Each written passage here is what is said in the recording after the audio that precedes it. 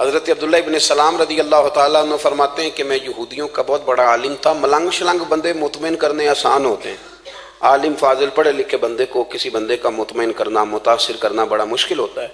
آپ فرماتے ہیں میں نبی کریم علیہ السلام کی بارگاہ میں پہلے دن گیا میں بحث کے ارادے سے، مناظرے کے ارادے سے، چونکہ یہودیوں کا عالم تھا. حضور اونٹنی پر تشریف فرما تھے.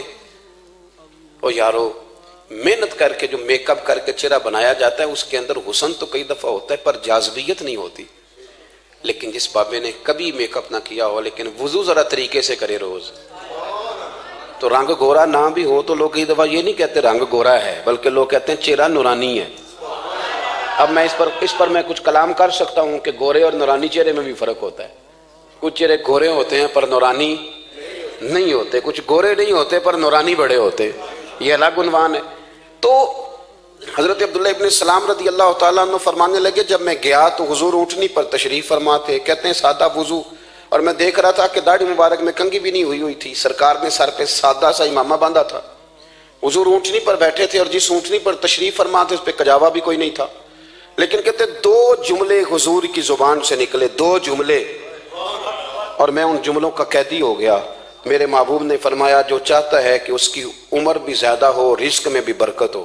آپ بھی چاہتے ہیں نا عمر بھی زیادہ ہو، رزق میں بھی برکت ہو، تو حضور فرمانے لگے اس کے لیے کرنے کا کام یہ ہے کہ اگر وہ چاہتا ہے عمر زیادہ ہو، رزق میں برکت ہو، تو اپنے رشتہ داروں کے ساتھ اچھا سلوک کرے. یہ حدیث اگرچہ اپنے انہی الفاظ کے ساتھ مشکات میں موجود ہے، لیکن وہاں حضرت عبداللہ ابن سلام رضی اللہ تعالیٰ عنہ کہتے ہیں کہ وہ کیا مٹھاس تھی لفظوں میں، جملے تھوڑے تھے، بات میں گہرائی بہت زیادہ تھی. میں آیا تھا بحث کرنے پر میں آگے بڑھا، حضور کا دست مبارک تھاما اور میں نے عرض کی یا رسول اللہ مجھے کلمہ پڑھا دے، میں مسلمان ہونا چاہتا ہوں. ہمارے ہاں لوگ سمجھتے ہیں کہ بہت زیادہ فلسفہ بیان کرنے والا شاید کوئی بڑا پڑھا لکھا بندہ ہوتا ہے. یہ جی نفسیات کا بڑا ماہر ہے جی، اس نے کئی ماسٹر کیے ہوئے ہیں، ایم فل کی ہے، پی ایچ ڈی کی. او خدا کے بندے، نفسیات کا ماہر وہ ہوتا ہے جو سامنے والے کی عقل کے مطابق بات کرنا جانتا ہے. اور اگر تم کہے جی میری بات ہی بڑی مشکل ہے میں کس کو سمجھاؤں، تو آپ یہ پڑھے لکھے نہیں ہیں، آپ ابھی سمجھدار نہیں ہوئے. کلم الناس علی قدر عقولہم. اگر آپ پڑھے لکھے ہوتے تو لوگ آپ کی بات سمجھتے. میرے رسول کریم نے کبھی کوئی مشکل بات نہیں کی، کبھی کوئی فلسفہ نہیں بیان کیا، بلکہ تیری نگاہ ناز سے دونوں ہی مراد پا گئے.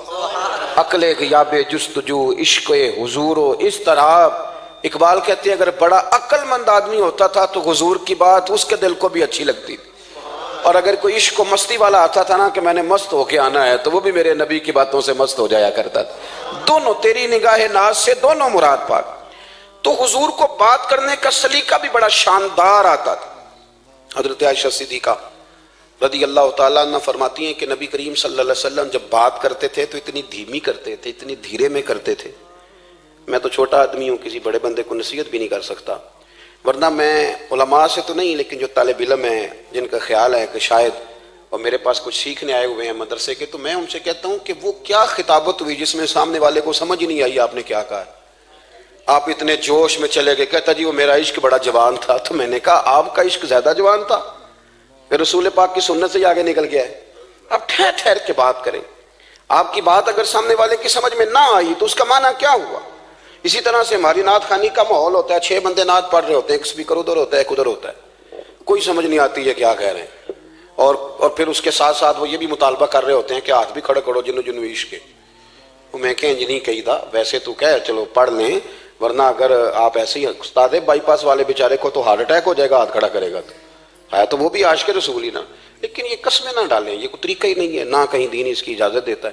ہم نے تو یہ سنا ہے کہ صحابہ کہتے ہیں جب اللہ کے حبیب گفتگو کرتے تھے تو ہم یوں بیٹھتے تھے کہ ہمارے سروں پہ پرندے بیٹھے ہو، تو حرکت بھی نہیں کرتے تھے. تو بہرحال جو بات عرض کرنی ہے اس پر غور کریں. جناب عائشہ صدیقہ کہتی ہیں ٹھہر ٹھہر کے بات کرتے آہستہ، اور یہ لفظ آپ کو یاد رکھنا ہے. سیدہ عائشہ صدیقہ کہتی ہیں جب حضور گفتگو کرتے تھے نا تو اگر ہم نبی پاک کے الفاظ کو گننا چاہتے تھے تو گن بھی سکتے تھے، گننا چاہتے تو گن بھی. ایک تو آپ کی جو سادگی ہوگی وہ اصل ہوگی، ملمہ سازی سے نکلیں. پہلے ہماری شادیوں پہ دلہا اور دلہن جاتے تھے بیوٹی پارلر، اب سارا خاندان جاتا ہے. اس میں حسن نہیں ہوتا، اس میں بے وقت ہو جاتا ہے آدمی.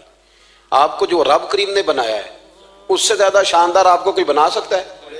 الذی خلقک فسواک فعدلک فی ای صورت ما شاء رکبک، اللہ فرماتے ہیں جو میں نے تیرا چہرہ بنایا ہے نا یہ میری چاہت ہے، میں نے جیسا چاہا ہے تجھے بنایا ہے، تو مجھے تجھے وہ چہرہ پسند کیوں نہیں جو میرے رب نے بنایا ہے؟ یہ چاہت ہے الذی خلقک کا، جس نے تمہیں پیدا کیا، فسواک فعدلک، پھر ہموار کیا، پھر برابر کیا، اور فی ای صورت ما شاء رکبک، پھر جس صورت میں اس نے چاہا تجھے ترکیب کیا۔ تو پہلی بات، اور دوسری بات گفتگو کریں تو ذرا تھوڑا سا نا موقع دے کسی اور، کچھ لوگ ایسے ہوتے ہیں جن کے پاس آپ بیٹھیں تو بس وہی بولیں گے، آپ نہیں بول سکتے، اب وہی بات کریں، گفتگو کریں، معنی خیز کریں، اتنی باتیں نہ کریں کہ پھر آپ رہ جائیں، کم بات کریں، اور جتنی کریں وہ وزنی کریں تاکہ آپ کی بات کا ایک خاص حجم ہو، ایک وقار ہو۔ اللہ کے محبوب بات کرتے تو اس بات کے اندر وزن ہوتا، وقار ہوتا۔ ہمارے صاحب رحمۃ اللہ علیہ ہمیں اکثر حکم دیتے تھے تقریر تھوڑی کرنا، نعت کے 2-3 شعر پڑھنا، تو میں نے ایک دن عرض کی حضور کیوں؟ فرمانے لگے اللہ رسول کی بات کو بے وقت نہ کر دینا کہ لوگ سننا نہ چاہیں اور تم جبرن سناؤ، فرمایا رنگ اس طرح کا ہونا چاہیے کہ لوگوں میں دلچسپی ابھی ہو اور بات ختم ہو جائے، اس کو بے وقت کر دینا ہے کہ زبردستی آپ تو اچھی گفتگو کریں، معنی خیز سنیں۔ ایک حدیث پاک حضرت ابو بردہ رضی اللہ تعالیٰ ایک صحابی ہیں، البدایہ والنہایہ میں روایت آپ کو ملے گی، وہ کہتا ہے میرا اپنی بیوی سے اختلاف ہو گیا۔ بیوی سے جب بندہ راضی ہوتا ہے تو بڑا ہی راضی ہوتا ہے، پھر وہ کہتا ہے کہ جیسی میری ہے ویسی کسی کی بھی نہیں، اور جب ہوتا ہے نا ناراض تو پھر وہ منگنی سے کہانی شروع کرتا ہے کہ جب میری منگنی ہوئی تھی تو تیرے چاچے نے مجھے گورا تھا، اور پھر وہ دن جب رکھے تھے اس دن جو کام ہوا تھا اس کا بھی ذکر، اب اختلاف جو ہو گیا، اور جب آپ کسی سے ناراض ہوتے ہیں پھر اس کی خامیاں ساری سامنے آ جاتی ہیں، پھر وہ کہتا ہے شادی والے دن تیرے ابے نے صحیح سلوک نہیں کیا، یہ جو مجھے کپڑے دیے تھے جو کو پہننے والے تو نہیں نا، تو میری اماں، اب اختلاف ہو گیا۔ اب ہم کیا کرتے ہیں، جو قریب والے لوگ ہوتے ہیں وہ اس پر تھوڑا تیل اور ڈالتے ہیں، وہ کہتے ہیں نہیں تینوں تو پتہ ہی نہیں، جس دن بڑیاں گلاں دا پتہ ہی نہیں، تو تے شادی تو 15 دن بعد سعودی عرب ٹر گیا، ساڑھے کو سن کہانیاں ہم تمہیں بتاتے ہیں تاکہ تباہی اور اترے۔ اس طرح نہ کریں، آپ ایک آدھ بات کہہ کے چلے جاتے ہیں، ان بیچاروں نے اکٹھے رہنا ہوتا ہے، ان کی زندگی دوزخ بنی رہتی ہے، ان کو قریب کریں۔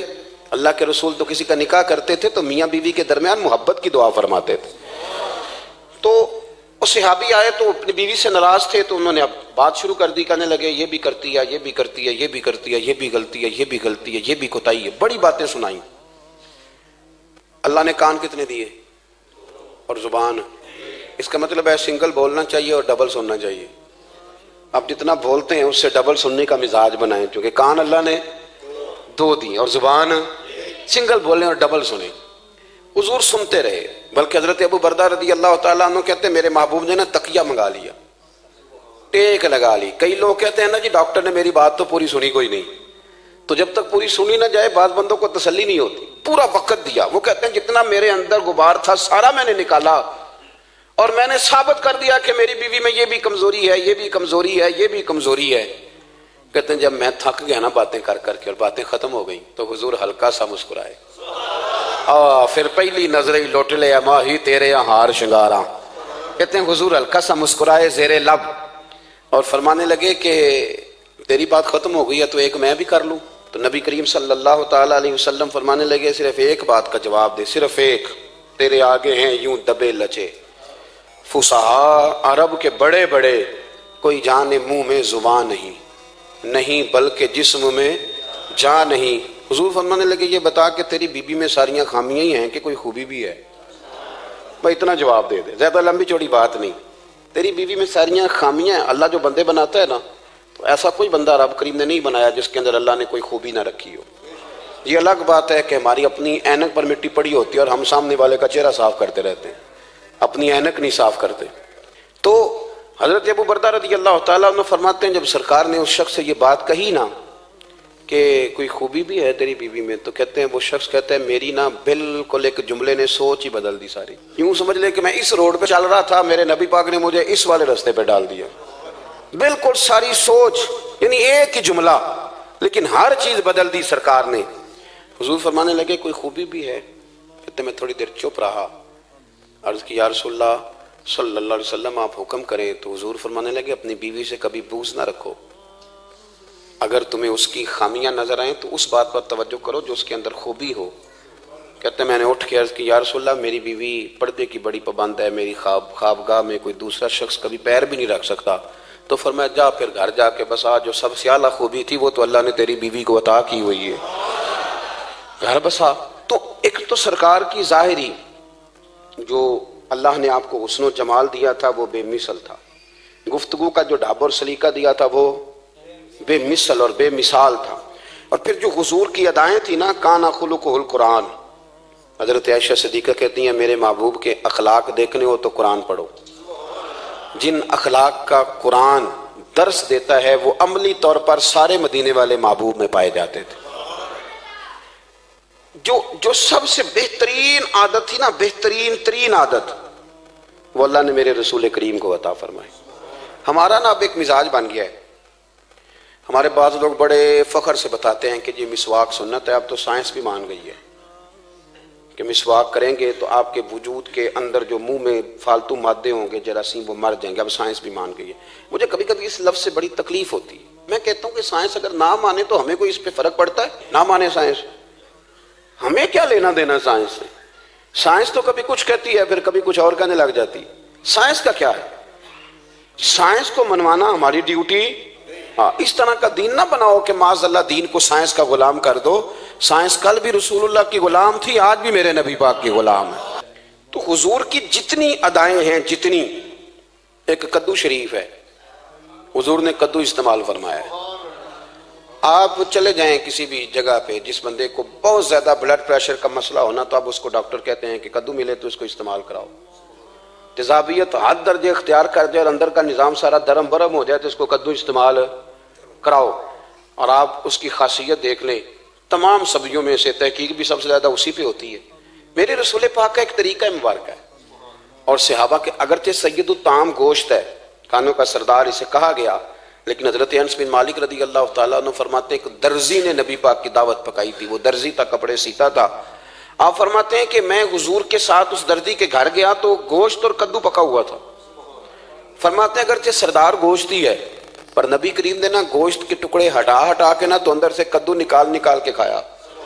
حضرت انس بن مالک کہتے ہیں مجھے کدو پسند نہیں تو میں نے کبھی نہیں کھایا تھا، گھر میں ہوتا تو میں جھگڑا کرتا، پر آج حضور کی رغبت دیکھی نا تو کل نہیں پسند تھا پر ابھی مجھے کدو بڑا پسند ہو گیا، مجھے کدو شریف سے پیار ہو گیا۔ جو اعلیٰ ترین چیزیں تھیں وہ نبی پاک نے استعمال فرمائی، اعلیٰ ترین۔ زیتون کی افادیت کبھی کم ہوئی ہے 1400 سالوں میں؟ کبھی کسی نے کہا ہو کہ زیتون استعمال نہ کرو؟ کبھی اس کی افادیت میں؟ یہ امامہ میرے نبی پاک کی سنت ہے، سارے پڑھیے صلی اللہ ہو، حضور کی سنت ہے نا یہ۔ کبھی کوئی بندہ ایسا آپ کو ملا ہو کہ اس نے امامہ باندھا ہو تو کسی نے کہا ہو رہن دے یار تینوں سونا نہیں لگتا؟ بندے سارے سونے تے نہیں نہ ہوندے، میری بات کی سمجھ آ رہی ہے؟ لیکن امامہ کبھی کوئی آپ کو ملے گا ہی نہیں کہ اس بندے کے مزاج کے ساتھ یہ فٹ یا اس کے چہرے کے ساتھ یہ فٹ۔ اینک آپ لے لیں بازار سے، چھوٹی بھی ملتی ہے بڑی بھی ملتی ہے، کچھ لوگوں کے چہرے پہ کچھ چیزیں نہیں سیٹ ہوتی، فٹ نہیں ہوتی، لیکن یہ سرکار کی چونکہ سنت ہے اور اس کا اعزاز یہ ہے کہ نبی پاک نے فرمایا جمعے والے دن امامہ باندھ کے آیا کرو، جمعے والے دن امامہ باندھ کے آیا کرو۔ جو لوگ جمعے والے دن امامہ باندھ کے آتے ہیں اللہ کے فرشتے ان پر درود بھیجتے ہیں، لیکن امامہ شریف ہونا چاہیے، اپنی مرضی کا رومال نہ باندھ لیں، کم از کم 3.5 گز ہو اور ٹوپی کے اوپر باندھا گیا ہو، اپنی مرضی کا طریقہ نہیں اختیار کریں، وہ جو شریعت نے حدود بیان کی ہیں اس کے مطابق چلیں۔ میری بات کی سمجھ آ رہی ہے؟ تو جو بات میں نے چھیڑی ہے وہ یہ ہے کہ اللہ کے محبوب رب کریم کی دلیل ہے۔ جتنا کائنات کے اندر حسن کوئی بندہ تلاش کرنا چاہے گا وہ مجبور ہو جائے گا اور اسے دروازہ رسول پہ جانا ہی پڑے گا، اسے نبی پاک کے دروازے پر اسے جانا پڑے۔ ہم کوشش بڑی کرتی ہیں سونے لگنے کی، بڑے بڑے لوگ روپ دھارتے ہیں بیچارے، بڑا کچھ کرتے ہیں، لیکن آپ کو لوگ سونا کہیں گے، نورانی نہیں کہیں گے۔ مجھے بڑی کر لیں، داڑھی روز بنائیں بے شک، لیکن فطرت داڑھی ہے، حسن ناراض ہو گیا۔ اور داڑھی بڑی سمجھدار ہے، کبھی عورت کے منہ پہ نہیں آتی، آتی مرد کے منہ پہ ہے، مرد کے منہ پہ داڑھی آتی۔ چلے میں کوئی بات نہیں کرتا ورنہ میں تو حنفی ہوں، میرے امام صاحب تو اس بندے کی گواہی قبول نہیں کرتے جس نے داڑھی نہ رکھی ہو، وہ کہتے ہیں اس کی شہادت کچہری میں قابل قبول نہیں ہے، وہ تو قبول نہیں کرتے اس کی شہادت کو بھی۔ اب چلیں عوام سے ڈرتے ڈرتے کئی دفعہ کچھ باتیں نہیں بتائی جاتی پر باتیں ہیں تو صحیح نا۔ ایک بندے نے داڑھی مڈائی تھی تو جناب عمر نے مدینے سے بھی نکال دیا تھا۔ ان سانو کانے کوئی کہہ گیا کہ چنگی طرح نیک ہوے گا تاں رکھی تے روٹی ادن کھائی ہاں جدن چنگی طرح نیک ہو جائے گا، اس سے پہلے کیوں کھاتے ہو؟ یہ قسم اٹھاؤ کہ پیسے اس دن پکڑنے ہاتھ میں جس دن چنگی طرح نیک ہونا ہے. کچھ لوگ کہتے ہیں میں اندر سے ٹھیک نہیں. تو اندر سے ٹھیک ہونا تیری ڈیوٹی نہیں, ظاہر ٹھیک کرنا تیری ڈیوٹی ہے, باطن تو رب کریم اپنی رحمت سے درست فرمایا کرتا ہے. تو جو تیرے ذمہ لگایا اللہ نے وہ تو کرنا, جو تیرے اللہ نے. ظاہری صورت سے ہوتا کیا ہے, سنو کیا ہوتا ہے. مولانا رومی نے لکھا ہے حضرت موسیٰ علیہ السلام کے زمانہ مبارکہ میں ایک شخص تھا, تو حضرت موسیٰ علیہ السلام کی نقلیں اتارتا تھا. آپ کتنا لمبا کرتا پہنتا تھا, ہاتھ میں چھڑی پکڑتا تھا, تھوڑا غصے سے بولتا تھا, معاذ اللہ نقل اتارتا تھا. جناب موسیٰ کلیم اللہ علیہ السلام کی قوم کا جب غلبہ ہوا تو انہوں نے نکال دیا اس کو, تو نقلیں اتارتا ہے, وہ نکل گیا,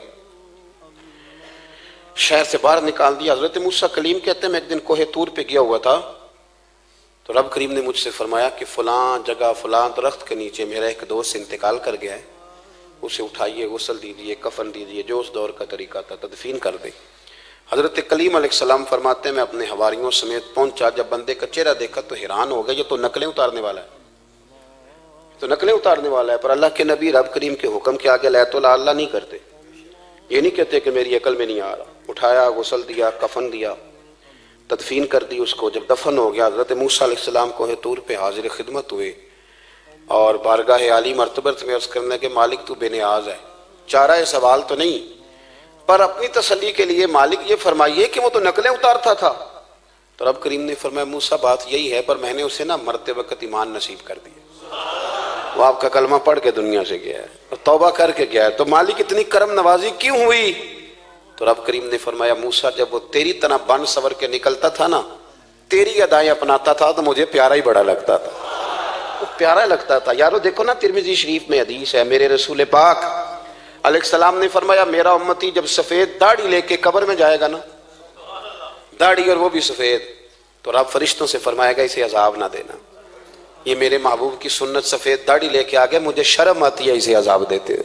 آپ بات کو سمجھے کہ یہ حضور کی سنت کا اعزاز جو اللہ کی بارگاہ میں, رب کے حضور جو سنت کا اعزاز, اس لیے کہ کائنات میں سب سے اعلیٰ ترین جو کام تھا وہ کیا ہی میرے مصطفیٰ کریم نے. اعلیٰ ترین عمل نبی پاک, اعلیٰ ترین, اور طریقہ مبارکہ میں حسن اور جاذبیت. اور آپ اندازہ کر لیں, ہم لوگ پٹری سے اتر جاتے ہیں, مرضی کرتے ہیں, ہمارا مزاج ہے جتنا مرضی کو کہے کہ الکوہل والی خوشبو استعمال نہ کریں, پر ہم کوئی نہ کوئی دلیل نکال کے لے ہی آتے ہیں. لیکن خوشبو اس دور میں بھی اتنی بکتی ہے جس کی حد نہیں, اور لوگ اپنی اپنی ضرورت کے لیے اس کو استعمال ہے. ان 1400 سالوں میں 1450 سالوں میں ایک دفعہ بھی ایسا نہیں ہوا کہ یہ کاروبار کہیں ٹھنڈا ہوا ہو. حرم شریف اللہ آپ کو لے جائے تو مسجد نبی میں سونے کی دکان کے ساتھ خوشبو والی دکان ہوتی, یعنی اتنا مہنگا کاروبار ہے کہ جتنا کرایہ سونے کی دکان والا دے رہا ہے اتنا ہی خوشبو کی دکان والا دے رہا ہے.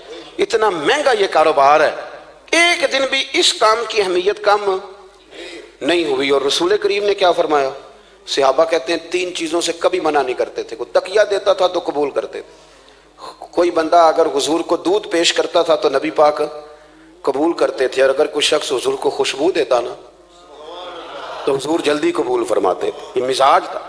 تو جو اعلیٰ ترین چیزیں تھیں ان کو میرے رسول کریم صلی اللہ علیہ وسلم نے کیا, ہمیں کر کے دکھایا. ہمارا ظاہری حلیہ, آج بھی اہل عرب لمبا کرتا پہنتے ہیں, آپ لمبا کرتا پہننے حیا کے زیادہ قریب ہے. کھلا لباس حضور پسند کرتے تھے, یہ شرم و حیا کے زیادہ قریب ہے, اس کے اندر انسان کا پردہ زیادہ ہے. وہ ساری اعلیٰ قسم کی صفات جن سے ایک آدمی متصف ہو سکتا ہے اور اپنے آپ کو سجا سکتا ہے, اپنے معاملات کو ٹھیک کر سکتا ہے, وہ ساری رسول پاک نے ہمیں عطا فرمائی. ایک حضور کا طریقہ مبارکہ تھا کہ سامنے والے جتنے لوگ حضور کے دائیں بائیں رہتے تھے ان کا خیال کرتے تھے. ہم تو خیال رکھواتے ہیں نا اپنا کہ سارے مل کے میری عزت نہیں کرتا, تو میری. تو میں کہتا ہوں کہ یہ تو یہاں اپنی عزت کی بھیک مانگی ہے یا آپ نے لڑائی کر کے عزت لی ہے. ایسا نہ کریں, آپ عزت دینی شروع کر دیں, اللہ آپ کو سکون عطا کر دے. آپ احساس کریں دوسروں کا. حضور نہ شدت کے ساتھ, یہ اعلیٰ سنت ہے میرے نبی پاک کی صلی اللہ, سارے پڑھیے درود شریف صلی اللہ, یہ اعلیٰ سنت ہے. آپ دیکھیں نا بخاری مسلم میں موجود ہے, حضور فرماتے ہیں میرا دل چاہتا ہے میں لمبی نماز پڑھاؤں, لمبی نماز پڑھاؤں, دل میرا چاہتا ہے. لیکن فرمایا جب میں دیکھتا ہوں نا کہ پیچھے بچے بھی کھڑے ہیں, بوڑھے بھی کھڑے ہیں, بیمار بھی کھڑے ہیں, تو گویا حضور فرمانے لگے میں بندوں کا احساس کر کے رب کی نماز چھوٹی کر دیتا ہوں. میں مختصر پڑھاتا ہوں. اور مسند امام احمد بن حنبل میں حدیث کے لفظ ہیں کہ اگر کوئی نبی پاک کا انتظار کر رہا ہوتا تھا تو نماز مختصر پڑھتے تھے اور اس کو فارغ کر کے بھی لمبی نماز پڑھتے. ایسا نہیں کہ اب آئے ہیں 4-5 لوگ تو ان کو پتہ چل جائے کہ حضرت جی بڑی تگڑی نماز پڑھتے ہیں, بڑے صوفی صافی آدمی, یہ نہیں. بلکہ نماز ہے, بلکہ مسند امام احمد بن حنبل میں تو وہ خوبصورت حدیث موجود ہے. سیدنا بلال حبشی رضی اللہ تعالیٰ عنہ فرماتے ہیں کہ میں نے عصر کی نماز کے لیے اقامت پڑھ دی تھی, حضور مصلی امامت پر تشریف لے گئے تھے. ایک یہودی کا غلام آیا اور اس نے آ کے عرض کی, یا رسول اللہ میں بڑی مشکل میں ہوں, اگر آپ چلیں تو میرا مسئلہ حل ہو سکتا ہے, میرا مسئلہ حل ہو جائے گا. تو حضور کے احساس کی شدت کا یہ حال تھا کہ نبی کریم نے نمازیوں سے فرمایا تم بیٹھ جاؤ, میں پہلے اس کا کام کر کے آتا ہوں. خدا کے بندے تو ہیں ہزاروں, بنو میں پھرتے ہیں مارے مارے, میں اس کا بندہ بنوں گا جس کو خدا کے بندوں سے پیار. احساس کی شدت یہ حضور کی سنت ہے, اور بہت زیادہ خیال رکھنا دوسرے کا, یہ میرے نبی پاک کا طریقہ ہے. دوسروں کو سوچنا, دوسروں کے لیے بات کرنا, دوسروں کے لیے دعائیں کرنا, ان کے احساسات کا خیال رکھنا.